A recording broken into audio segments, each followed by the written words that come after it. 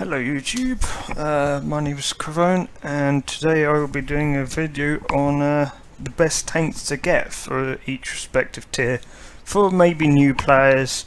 I'm also going to cover like for tank companies, strongholds, team battles, clan wars, what kind of tanks you want to have in your garage for those and what you should be grinding towards first. This is a guideline, this isn't a requirement. Obviously if you're in a clan, it does also really depend on what the clan needs, but I'm gonna just give a basic overview of what you should get.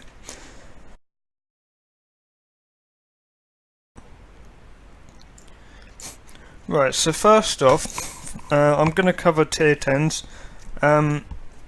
So for tier 10s for clan wars and strongholds, and indeed tier 10 tank companies if anyone still does those, I would highly recommend you get the IS-7. Like, I'm not going to be around the bush, the IS-7, because every clan in the entire game will use IS-7s. They may not use them as much as they did in the past, but an IS-7 will guarantee you're going to get into some clan war games. I would highly recommend getting that. Next to that, I would also say you want to be focusing on quite early on getting a tier 10 medium, as well as or after, well, instead of the IS-7 or as well as the IS-7. So if you're new to the game, I would recommend you only grind up one line at a time. Once you've got multiple tier 10s, then that's the stage where I believe you should be grinding up multiple lines, or can grind up multiple lines. But I would suggest the IS-7 is probably the most used tier 10 vehicle in the game for clan wars and team kind of orientated gameplay. Next, you're going to want your Russian meds, which are the Object 430, T62A and the Object 140. Now, you may be wondering, right, how do I pick a tank out of these? I would not recommend the Object 430, purely because, while it's a better tank, it's got better damage per minute. For a new player, it's going to be quite difficult to get through the Object 416. Because that's quite a challenging tank to play well, so it's not a good tree for like someone that's newish to the game. So I'd recommend one of the other two first. Now, the differentiation between the T62A and the 140 is they both come from the T54. The T62A has worse ground resistance, got slightly better turret armor, and has slightly less gun depression than the 140. But for all intents and purposes, they are extremely similar in terms of actually playing. I've got a mod that shows you ground resistance, and in actual fact, it looks like the 140's got worse ground resistance. I'm wrong. The T-Series got better ground resistance. When picking one of these two tanks, I would recommend you look at the T54 for that, because as you can see here, there are two guns. I mean, just quickly before I go into that, I would say the Object 140 is the more preferred medium out of those two. Obviously, the Object 430 and the Object 970, which you might see sometimes, but that's a clan war reward, are more favourable. But I would say the 140 is slightly more favourable to the T62A. The way I would look at it is, I would actually look at the guns when you're deciding what to grind for. Now, this gun on the left is the gun that you need to play through to get the T62A. The gun on the right is the one you need to play through to get to the Object 140. Now, the only real noticeable differences are the penetration is higher on the one leading to the C62A, but the accuracy and the rate of fire is better on the 140. But that's around the pen where it starts getting difficult to pen higher tiers in the T54. That will depend on how well you feel playing with if you can play with gold, if you're fine playing with gold ammo, then obviously the 140 gun is probably going to be the better one. But if you don't prefer playing with gold, depends how you feel about penning tier 10s with 200mm pen. I would personally say for a new player the T62A route would be the slightly easier because the penetration on the T54 gun. Now those are both Russian tanks. I'm actually going to go through the line. So the IS-7 has quite an easy line. The only problem is that you have to grind through one extra tank, which is the KV-1S. So KV-1's decent, KV-1S is decent.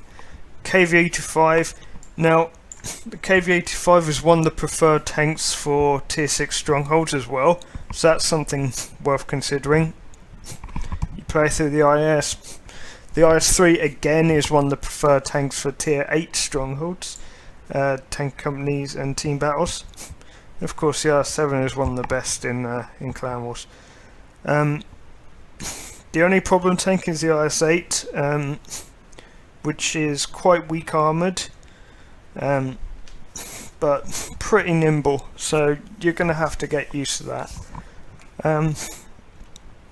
In terms of other vehicles, if you're primarily an arty player, I would probably suggest the British line, just because the gun carriage is, in my opinion, so much better than the other tier 10 arty, but the line heading towards it is pretty terrible. I mean, there's one good tank in that. That's the FV304. But RC can be quite difficult in terms of picking a line. Another line I see a lot of new players going up is U100 line, which is completely understandable why. All the German iconic tanks from World War II, the Tiger II, those two are in that line. And then you've got the E75, which obviously wasn't a World War II tank. The E75 is an extremely strong tier 9 to play. And the tier 10 E100. Now, the E100 requires quite a high level of skill to play. I'll put a link to a video in the description for a guide on how to get the most out of it. It's to do with angling the turret. An alternative to the IS-7 could be the T110E5, but I don't see that used as much.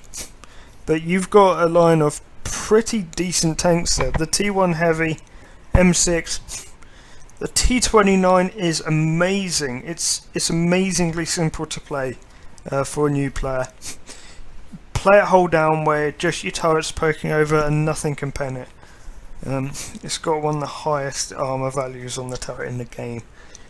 That's followed by the T32. Now, T32 is harder to play than the T29 because it's got the same gun but has higher matchmaking. The M103 is an extremely easy tank to play, as is the T110E5. It's a really good all-rounder, and it can be used in pushing forces, so I wouldn't shun that. I'm going to look at the French line. I would not recommend anyone to grind up the French line as their first tier 10. I would say you need to get quite a lot of experience in the game before you try and play the French line. It's quite a high skill requirement tree. I have to admit I've not played the AMX-30B that much. I played on the test server, but the AMX-30s are similar to the Leopard, which is quite weak armoured, so You need to know the camera mechanics inside out to make use of that, is my opinion. The Batchat is... Now, the Batchat is a medium tank which a lot of FCs will be asking for. And frankly, it isn't for everyone. It's an extremely difficult tank to master. You have to be extremely experienced at scouting and playing an autoloader. So I would not recommend that to beginners or newbies. I would say wait until you've got some more experience in the game. I would say play the 3090 more than you need to get the Lorraine, because that'll help you practice the Batchat. The MX-50B, again, I wouldn't recommend that to every player, but it's easier to play than the Batchat.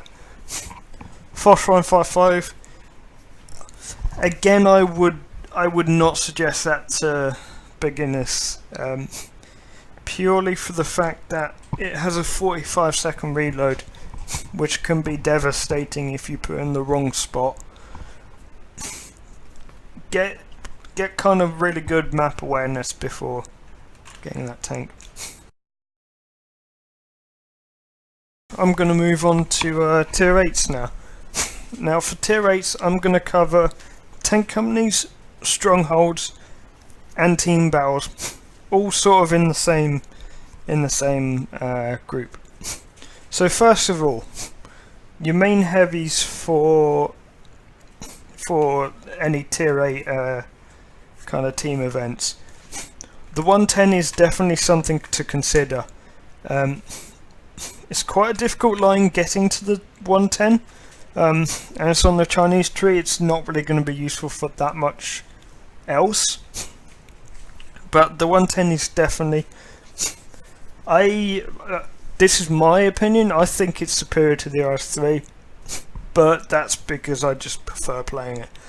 But it is definitely an option.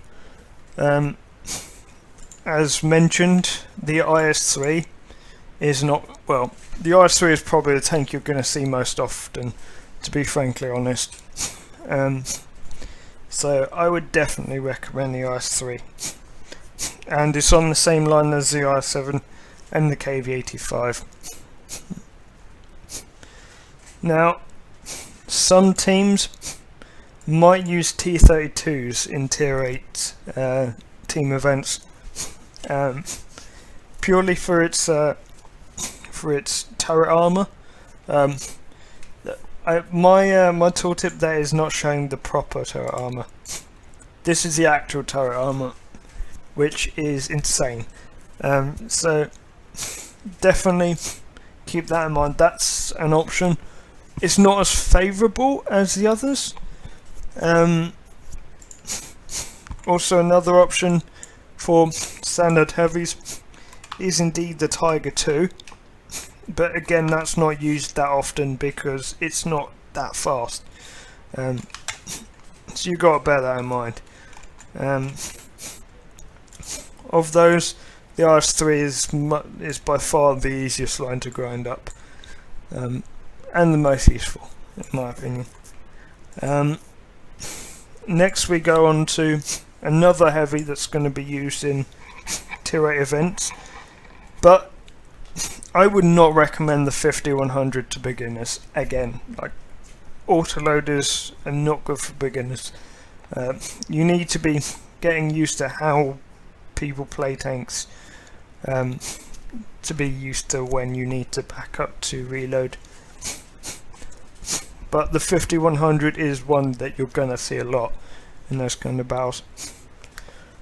As for mediums, I don't see that many mediums played, to be frankly honest, in those kind of games. But T69 is an autoloader. I wouldn't recommend the tank, but I would say that one depends on whether your clan wants it. I don't think the T69 is that good, personally, because it's got a really low pen. The Pershing is another option. The Pershing is actually really decent, However, if you play in randoms, you might find it's sort of outmatched at tier 10s. An alternative, I would say, that's really underrated, that isn't played enough, is the Indian Panzer. But again, that's like, it's not used that much, but I do recommend it. As for other mediums, there isn't really many other mediums that are used. Now we're going to go on to tier 8 light tanks. So the light tanks you're going to see in tier 8 are the AMX 3090. I would not, well actually I wouldn't recommend that to new players, but I would recommend, if you really have a strong desire to play the bat chat, get yourself another 10, but then get yourself a 3090 and practice that to death in randoms, because you'll get that as a good tank for team events, and it'll give you practice in what eventually is the same playstyle as the bat chat. German line, I would say well, I swear by the RU251. It's an amazing tank. It's just got such huge damage potential, and it's the fastest tank in the game, I believe, by top speed. So that is quite a difficult line to grind up though, mostly because of this tank, the Awful Panther. So bear that in mind. There are no British light tanks. American light tanks. The T49 is one that's certainly used a lot, particularly with the dart cannon. This is one where for new players, I wouldn't recommend it for new players until you've seen how all scouts play. Or unless you see someone do like a guide on a T49. But again, I would say there's nothing wrong with playing that tank and just practicing with that gun. You really need to know how HE works, so I do have a guide for that, which I'm going to put in the description. Yeah, the reason why it's used is because of this gun. No more needs to be said. The gold shell here is actually the higher pen HE, and not the heat. Heat is a standard shell, which a lot of people don't know about. As for other light tanks, now this is team battle specific, but the M41 Bulldog is used quite a lot in team battles. I would say it's an extremely good tank. But I would say it's an amazing tank. And it's extremely easy to play. Again, you need to get used to the scout way of playing, but it's a very good addition to a team battle. So keep that in mind. Also, I keep showing the Type 59 in my garage. That's actually not a gold Type 59. I've just got skin to make it look gold. You can't get the gold Type 59s on my server. Thank God for that. Now for TDs. TDs aren't used that often in tier 8 events. Let's see quickly. RHM. It's a bit of a challenge to play that one.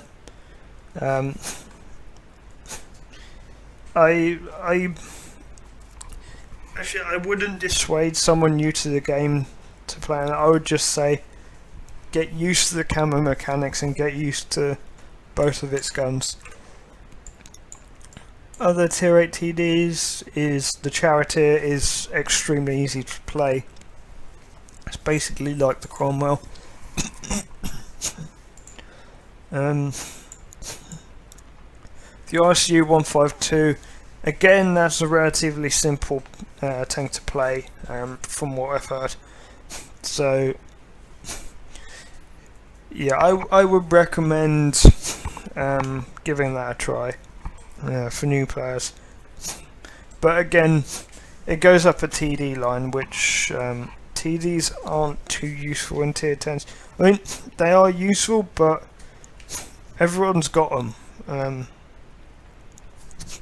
And heavies and mediums are used a lot more. We're going to move to tier 6 vehicles. Now, first of all, I'm going to cover the tier 6 heavies. Now, for tier 6, it's mostly strongholds and tank companies. The difference is tank companies, I don't think you can take tier 6 light tanks in. Whereas strongholds you can. And that makes a massive difference, you'll find out. For tier 6, for heavies you've got quite a few options. You've got the ARL 44, which is pretty well armoured and has an amazing gun. You've got the VK3601H, which has the highest hit pool of any tier 6 vehicle, bar the TOG 2, which is abnormal. I'm not going to cover the TOG 2 because you can't obtain it anymore. I would say the ARL is relatively easy to grind up to. Don't go up this new branch. Do not go up this new branch. It's dreadful from what I've played. You'd rather play the BDR and the B1, to be honest. They've got more armour. German line. It's relatively simple to get to the VK. And most German low tier vehicles are pretty decent anyway. Just in general. That's why they did so well in the war, I guess. I would say no British heavies, no American heavies.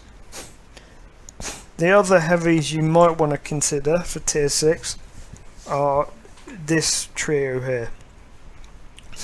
KV85, that's like your bread and butter. The T150,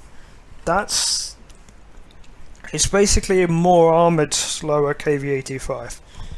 So it's going to depend on the playstyle of your FC, whether you want armoured or quick tanks. Your KV2 is definitely it's sort of like a curveball. Occasionally you will get KV2s taken into battle,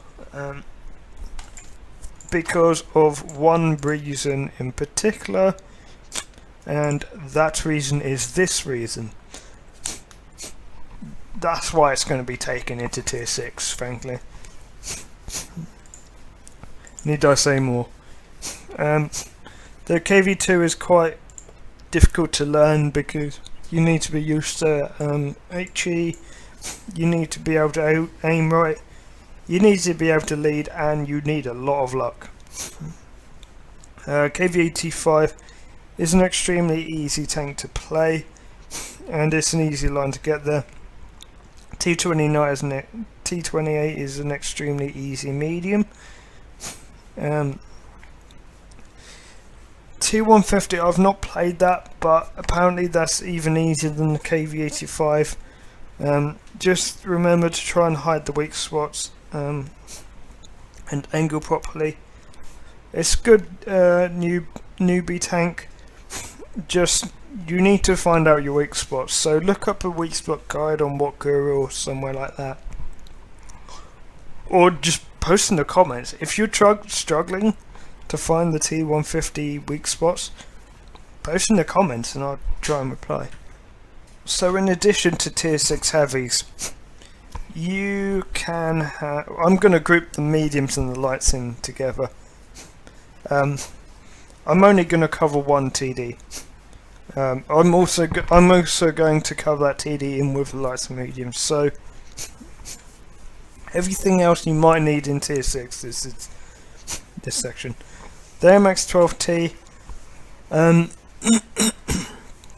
it's the, in my opinion, it's the most newbie friendly autoloader. in this kind of video. I'd recommend it to players to try out with the autoloader, to practice with the autoloader. But as a competitive tank, I would not recommend it to newbies. As like their first line of grinding. I would not recommend that batchet line to any new player who's grinding their first line. Like, leave that till later. You've got the Cromwell. I'm gonna leave this just at the Cromwell and the FV304. So the Cromwell is an exceptionally easy tank to play. It's, in my opinion, pound for pound, one of the strongest and one of the easiest vehicles in the entire game to play well. It gets into a little bit of trouble in tier 8s, but if you're playing it competitively, you cannot go wrong with a Cromwell. It's got an extremely fast firing gun with high pen, high damage a minute, and it's an extremely fast and agile vehicle. The one thing that will differentiate this from the light tanks though is because it's a medium tank, it won't keep it smooth in camo, whereas the light tanks will. Another tier 6 you may occasionally see is the FV304. It's an RT pretty much. It's got a range of about 500 meters and it will lob its shells directly into the air at those 500 meters. So it's a very good RT to use. I wouldn't recommend taking RT into tier 6 competitive gameplay, but if you do, that's the RT you want to take. Now the American one, I would say the T-37 is probably the most useful vehicle in tier 6. It's basically extremely fast. It's a light tank. It's quicker than the Cromwell. Fires quicker than the Cromwell. It does low damage per shot, but it fires quick enough so it actually does a lot of damage over time. It's an extremely easy tank to play. I would recommend it for beginners who intend to play in kind of team events. It's a little bit more difficult in randoms because it sees tier 9 games sometimes, because, well, it's a light tank. It is filling the scout role, even though it only loosely does that in team event, because it's a better medium than other mediums, frankly. The Hellcat is another tier 6 that's going to be used sometimes. Basically, you sit in a bush, you deal with huge amounts of damage. You need to know the camera and the spotting mechanics quite well to play the Hellcat effectively, but it's quite a new friendly tank to play. I would recommend getting it quite early on actually, although I wouldn't recommend going any further up the line just yet. Now I know this is a very long video already, so I'm going to try and make the next section quick. Money makers. Now I am not going to cover any gold tanks at all. I'm not going to cover I'm not going to cover gold tanks. I'm going to cover those tanks which I've found will make you a profit 9 times out of 10 and will make you a good profit that you can get off the standard line. So I'm gonna just look through these lines and point those out. BDR G1B makes quite a lot of credits. It doesn't lose it. It's extremely easy to play. It's simple. It's simple to use. You don't want to continue down that line unless maybe you're getting the ARL 44, but the BDR is a good money maker. And the ARL can be 2, but it sees tier 8 battle, so that can sometimes be a problem for that particular tank. German tanks, I want to say almost anything German can make credits, but my recommendations would be the Stug 3G. That, like, everyone uses that as a moneymaker. It's so easy to use, such an easy vehicle to play. You make quite a lot of credits off that, and depending what you're grinding for your tier 10s, the Tiger 1 can be a decent money maker, I found as well. I've not actually played these VKs that much, so I can't give too much input on those, but maybe one of them is a good money maker. Now for the British tree, the Cromwell obviously is going to be your primary money maker in that line, hands down. There's no question about it. It's the easiest tank to play. It's got an extremely low shell cost. It's pretty overpowered. That's going to make you a lot of credits, so that's a good one to keep in mind. On the American tree, the T29, I would say, is one of the best tanks on the tree and one of the best money makers, because it's easy to have a really good game in it, and therefore it's easy to make a lot of credits. Remember, your credits are going to be proportionate to your spotting and your dealt damage, so the more damage you can do in a tank, and the more spotting, the more you're going to make in terms of credits. But high caliber guns can be a little bit more expensive because the shells cost more. Like the KV2, I would say, isn't a good money maker. For the Russian tree, it's been a while since I played some of these tanks. I would say the IS-3 can be a very good money maker, but if you lose, it can be expensive. So you have to make everything out of a lot. Like, you have to make a lot of damage out of a loss, but it can be a pretty decent money maker. To get up to the IS-3, the KV1 is always going to be a good money maker. It's got good matchmaking. It's balanced for its tier. It's got decent armor, and it's got relatively cheap shells. You don't have to fire gold, and obviously you don't want to be firing gold if you're trying to make credits. But yeah, there we are. Again, I've not covered anything on the Japanese line because I've not played the Japanese tanks. So yeah, I want to thank everyone for watching, and feel free to like, comment, subscribe, and let me know what you think of these guys. Like, is there anything I could improve on when making these guys? Anything that I need to make clearer? Just let me know in the comment section. Also, catch me on Twitch, because I'll be starting a new podcast series on Saturday with Furby, and I'm going to be streaming that on Twitch as well as uploading that to the channel.